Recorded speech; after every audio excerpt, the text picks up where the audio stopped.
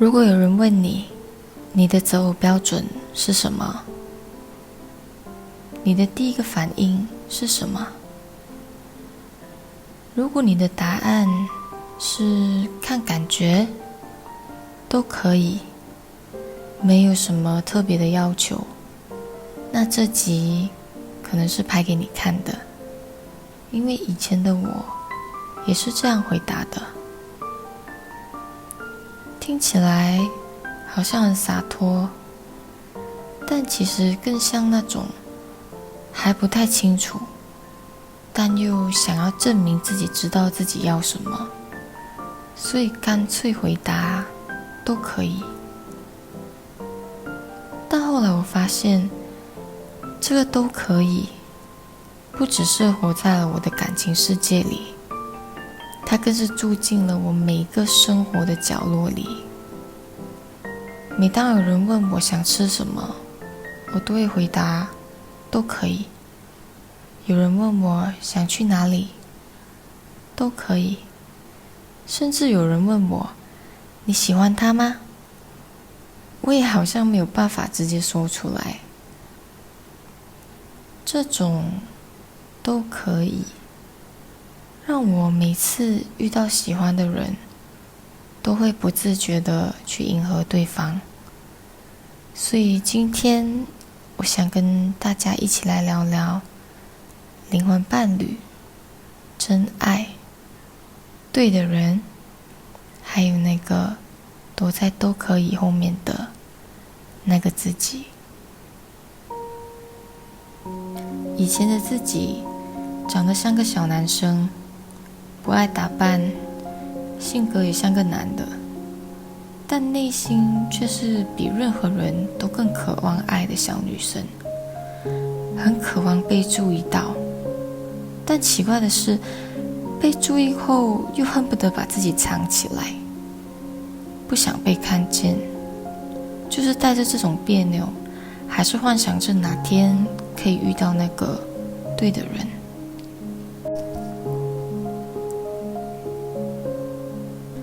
记得以前妈妈很怕我们早恋，总是会问我们说，如果有男生跟你说喜欢你，你会怎么办？我一般都不是那个第一个给反应的，但我好像知道妈妈想要的答案，所以我跟她说，叫她先去爱她的妈妈。妈妈就像我预想的一样，笑了。那时候的我没有难过，我甚至还有一点满足，还带有点骄傲，因为我给出了那个对的答案。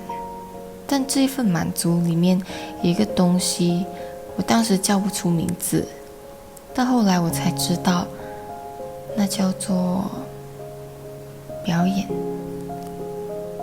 对最亲近的人表演，只是为了不让关系出现裂缝或是质疑。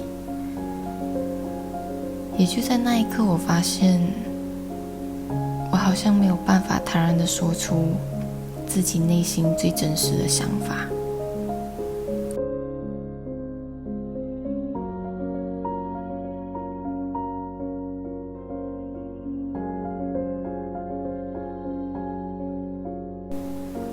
在我小的时候，我记得我说过这样一句话，等我长大以后，我绝对不要像妈妈一样，总是为了别人而活，老是忙着照顾家庭，担心老公，担心孩子。可现在的我，不也一样吗？我选择了跟妈妈一样的路，全心全意地照顾自己的家庭。当了全职妈妈过后，我才明白，也许妈妈当年也是心甘情愿的，她失去了自己的时间，承受了他人的眼光，但她内心清楚自己坚持的是什么。我也是。有个好朋友曾经问我，为什么你总是不把心里想要的东西讲出来？要送你一个礼物都很难呢。这句看似简单的问题，却在无意间撕开了一层我一直不想面对的部分。我心里的第一个反应是，如果答案很难听呢？我现在已经长大了，我并不想一直责怪我的父母。但朋友继续追问，所以我告诉他，如果你说了，但总是得不到，你还会想说吗？倒不如随遇而安，拿到什么就什么，不管拿到了什么礼物，至少不是失望。你看，又是那个都可以。从小到大，跟我亲近的家人朋友一定都知道，只要问我要什么，比如说我想要吃什么，想要买什么，喜欢什么，我都会说随便。这句随便也好像悄悄给我带进生活方式里。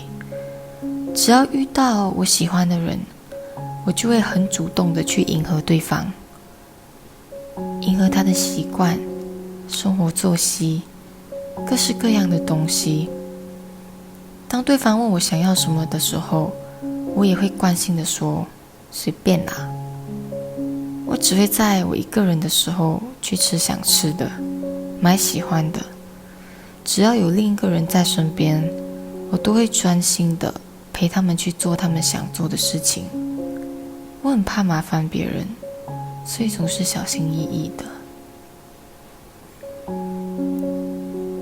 在感情里面，我当然也没有办法啊，因为我好像连自己是谁都不知道啊。但后来我发现一件事，我谈恋爱的方式跟我小时候跟妈妈相处的方式几乎是一模一样的。先给出对方想要的，藏起自己真实的，然后再努力的变成对方喜欢的样子。然后就在突然的某一个晚上，问自己，他喜欢的到底是我吗？他是真的喜欢我吗？到底有谁可以告诉我，该怎么爱才是对的？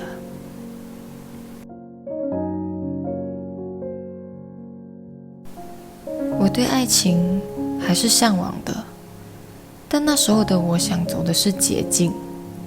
我想直接知道眼前的人是不是那个对的人，我不想要绕弯路，因为很累耶。所以为了知道那个是不是对的人，我还会特意去问什么算命师、塔罗、占星之类的，我几乎全部都试过。每一次在他们对我揭晓命运的未知时，我的心情都像过山车一样。收到的回应也很常是一个模棱两可的答案，像是人是还不错啦，但是他桃花源很好哦，你很旺他哦，但你喜欢被他控制吗？虽然有些会比较直接告诉你这个不好，那个不适合你，但我从来没有遇见一个人是可以很确切的告诉我，对，就是他。久了以后，心中除了失望和恐惧以外，就没别的了。因为答案如果不是我想要的，我就会很害怕这个有好感的对象离开，又或是要去承受他们所说的那样。然后我想，那时候的我去问命理，并不是真的想知道答案，而是因为我没有能力去感受自己的感受，所以需要一个好像外部权威来帮我做决定。因为只要把选择权交出去，我就不用负责了。但是连自己的心都读不了，神明又能告诉我什么？在结婚以前，遇到了各式各样的人，也的确遇到了一些条件很好的对象，但我们并没有择偶标准这个东西，我更多的是凭感觉，看当下我跟谁会比较契合。我记得有一次遇到了一个知识分子，他长得又高又帅，博学也很独立。当时我们只是刚认识不久，但他对我出奇的好。他不是那种送花送礼物表面上的好，而是那种在生活细节上出现的。他会打电话叫我起床，会做早餐，会带我健身，会帮我整理东西，安排各种大小事，甚至知道我那时很迷茫，还陪我做 MBTI 跟我交流那些我从来没有涉猎过的东西。遇到这种对象，试问谁不会有好感？我记得有一次，他突然出现在当时我去考察的工地现场。他大方地见了我的同事，还一起跟我见了顾客。顾客离开后，带我去吃了我那天的第一餐，并给了我很多在销售上很有力的分析与建议。他离开以后，我回到办公室，一个人静静地坐在椅子上，望着眼前的电脑发呆，回想着他特意来工地找我，带我吃了午饭才离开的那些举动。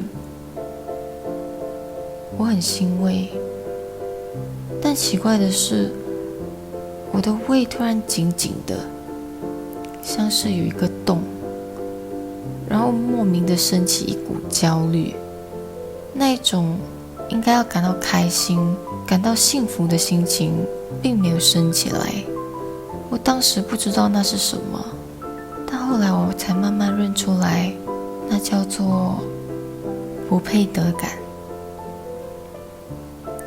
我心想，他做了这些，那我还可以做什么？他这种好变成了一种压力。他对我很好，什么都好，但我拒绝了他的好，因为当时的我承受不起。承受不起，不是因为他不好，是因为如果我接受了他的好，我就要承认有人真的愿意这样对我，而且他已经事业有成了，我还什么都不是。如果他后来发现我不够好，那该怎么办？他会嫌弃我吗？这些事对当时的我来说，比拒绝更可怕。有一次，我们像平常一样见面，就在晚餐后送我到家的时候，他突然抱住了我，我下意识地推开了他。他很惊讶，但我比他更疑惑，我为什么会把他推开？那一刻，我的手比我的心更诚实。他没有说什么，只是说了声再见。我下了车，头也不回地走了。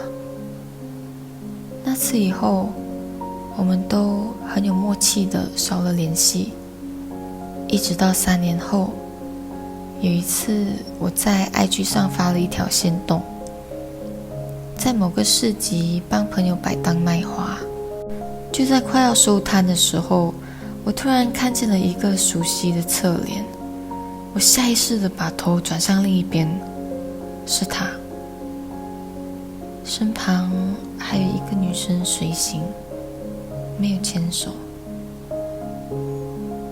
他怎么会在这里？我隐约地看到他看向我这里，但我没有勇气抬头，更没有勇气 say hi， 只是低头默默地忙着收摊的事，一直到他走向前方，我才抬起了头。这次换我看着那个背影慢慢离去。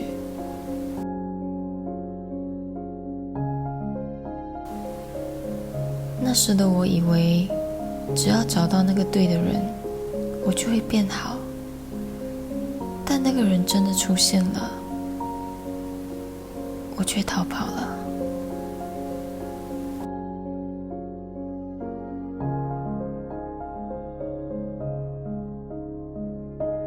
一直到近几年，我才发现，这些事情其实都是同一件事。不管是对妈妈给出正确答案，还是在感情里迎合对方，又或是那个不配得感，跑去问算命师要一个外部答案，背后都是同一个恐惧。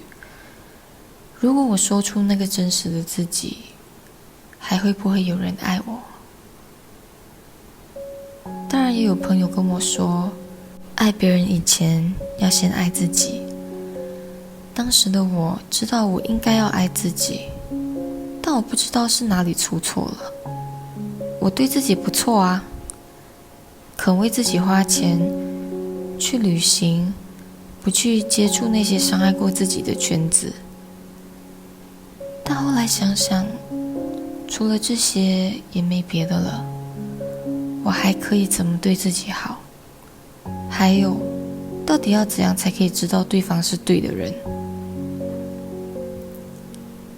那天我在看《双生子宴》的首播，里面有一个人问墨子，要怎么样才可以找到自己的灵魂伴侣？墨子很简单的回了一句：先爱自己。我心想，怎么就给出了那么官方的回答？但仔细想想，看似复杂的事情，其实答案都很简单啊。先爱自己，听起来也许很笼统，但它的确是一个真实的回应。只是我以为我很爱自己，却选择性忽略了那些我不爱、不想面对的自己，那个看着他离去的自己，那个什么都可以，但其实不清楚自己要什么的自己，那个别扭的自己。我真的很好奇，只有我这样吗？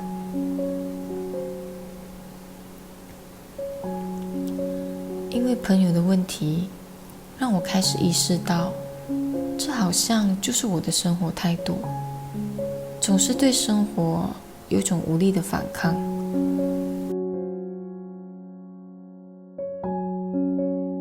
真正的随遇而安，内在状态并不是紧缩的，它是敞开的，是开心的，是接纳的。所以那时的我并不是真正的随遇而安的状态，它更像是一种消极又放不开的心态。就在我认出这一份差别的时候，我也同时看见了另外一件事。我迎合别人，不是因为我大方，也不是因为我很好相处，是因为我从小学会了一件事：真实的自己好像不够好，所以我害怕说出真实的自己以后，对方就会离开，所以我很努力地变成别人想要的样子。在被拒绝之前，先迎合；在他发现我不够好之前，我先走。至少这样，主动权在我手上。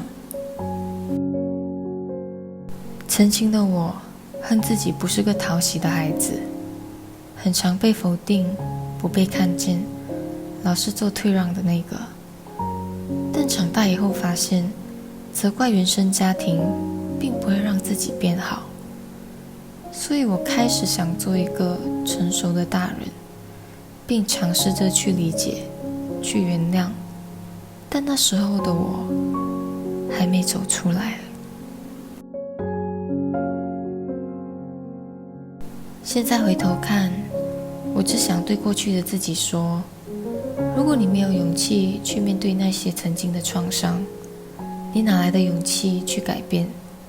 你说你长大了，成熟了，但你依然还是那个活在恐惧、愤怒又自卑的自己。你只是把这些创伤当作垃圾一样扫进床底下，但它们并没有消失，只是被你藏在更深的地方，潜移默化地影响着你的人生。老是怕出错，怕失败，怕让谁不开心，连自己真正要什么都不知道。这样的生活真的是你要的吗？直到当了妈妈，我才真正看见了妈妈当年的不容易。明明内心在焦虑，却还要在孩子面前装坚强。而在她自己小时候，从来没有感受过什么爱，却用尽全力的去爱我们。也就在那一刻，我明白，她给我的那一份爱，是粗糙的，也是真实的。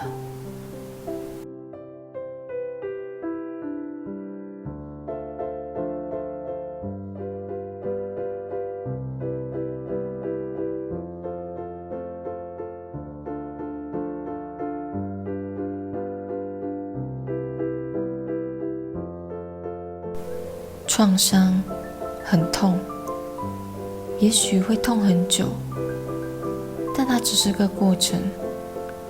当你某天愿意去收拾那些被你丢弃在床底下的创伤，你会遇见接纳、理解与原谅，不是被逼的那种，而是一种雨过天晴的感觉。就像你心里那颗压了你好久好久的那颗大石头，就在某一天消失了。突然间，心被打开了的感觉，不再压抑着。亲爱的，不管你现在在哪一个阶段，都不要忘记去真心接纳那个最真实的自己。他不需要完美，但他需要你的看见、你的呵护和你的接纳。当你愿意看见它，它会慢慢从黑色变成灰色，再变成属于你的颜色。